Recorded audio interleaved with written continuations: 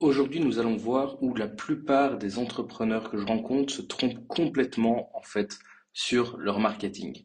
Alors, le problème ici, c'est qu'on va parler d'un truc qui est essentiel et que personne ne calcule vraiment. Il s'agit tout simplement du CAC, donc c'est-à-dire le coût d'acquisition par client. C'est effectivement hyper différent en fait du CPA. Pourquoi? Parce qu'en fait, le CPA, donc le coût par acquisition, en fait, c'est quoi? Ça représente tout simplement le coût que vous allez dépenser pour avoir un client. Donc, par exemple, on va prendre tout simplement un exemple, c'est vous dépensez 1000 euros sur Google Ads. Eh bien, si vous obtenez 10 clients, eh bien, en fait, votre CPA est tout simplement de 100 euros par client. Donc, ça nous donne une première piste d'information. Le problème, c'est qu'en fait, sans connaître le CAC, on ne peut pas déterminer si le CPA est bon ou pas. Parce que, ben, effectivement, il peut être de 100 euros comme de 10 euros, et en fonction, il peut être bon comme mauvais. Donc ça, c'est pour ça qu'il faut impérativement calculer son CAC du début à la fin. Alors, le CAC, qu'est-ce que c'est?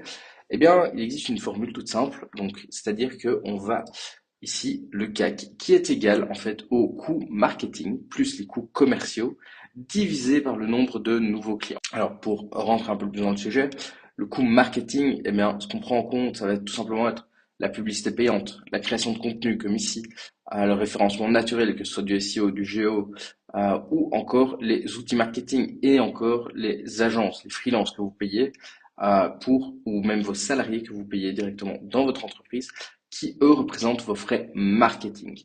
Ensuite, on a donc les coûts commerciaux, qui là également, ça va être les salaires de vos commerciaux, les charges que vous avez à payer, et également les outils des sales, comme par exemple un Zoom payant d'une voiture. Ça peut être vraiment beaucoup de choses qui vont rentrer en fait là-dedans par la suite, qui sont ultra importants. Et par nouveaux clients, eh bien, qu'est-ce qu'on calcule? On calcule uniquement les nouveaux clients payants sur la période.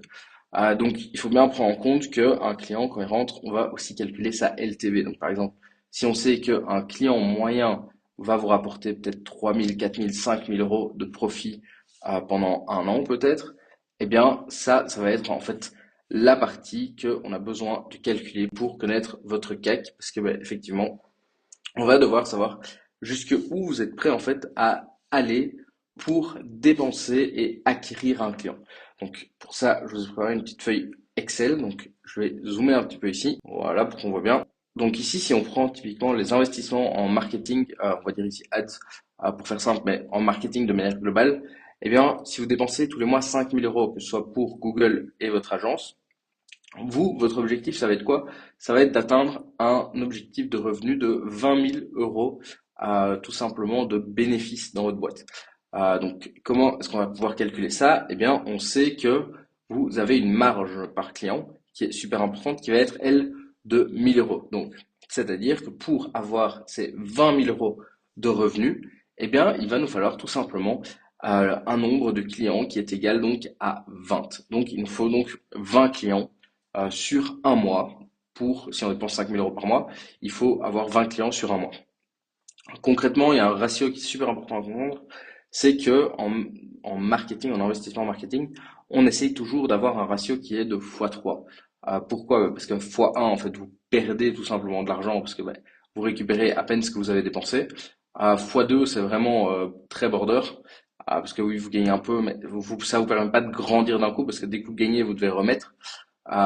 Et le x3, en fait, c'est à partir de là où on a vraiment une croissance qui se crée dans les entreprises.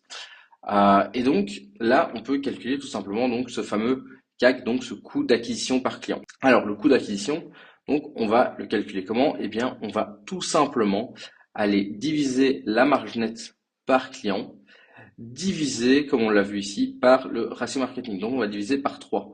Parce que voilà, on sait qu'on veut atteindre ce x3, donc le CAC minimum va être de 333 euros.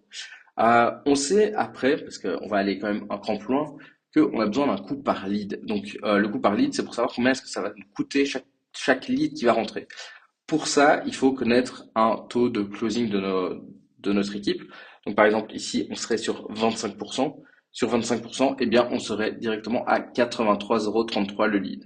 Donc ça veut dire que si on dépense 5 000 euros par mois uniquement en ads, eh bien, on peut savoir par exemple que le coût par lead global est de 83 euros. Donc chaque lead qui rentre doit être à maximum 83 euros pour un lead qui convertit, qui vous contacte en fait directement. Et donc il faut avoir 3 clients qui signent à chaque fois chez vous.